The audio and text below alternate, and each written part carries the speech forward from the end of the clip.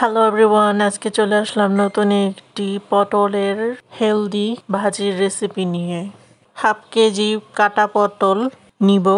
প্রথমেই আমরা নিয়ে নিলাম 1 কাপ পেঁয়াজ, 5 থেকে 6টি মাঝখান থেকে কাটা কাঁচামরিচ, চিনি হাফ চামচ, লবণ স্বাদ মতো, ধনিয়া 1 চামচ, সবজি মিক্স মশলা 1 চামচ, সামান্য মরিচের গুঁড়া ও হলুদের গুঁড়া হাফ চামচের একটু কম।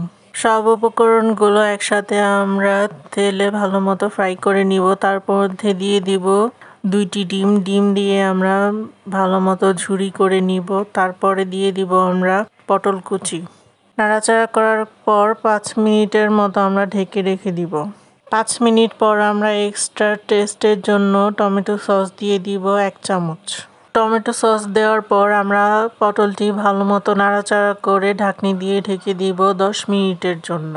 10 মিনিট পর পটলটি একদম হয়ে এসেছে। আমরা পটলটি নামানোর আগে ধনিয়া পাতা দিয়ে 5 মিনিট ঢেকে রেখে দিব চুলা অফ করে। দেখতে অনেক সুন্দর, খেতে অনেক মজা হয়েছে। ভিডিওটি ভালো লাগলে please like, comment, share with your friends and family and don't forget to subscribe our channel Sunny Road Vlogs.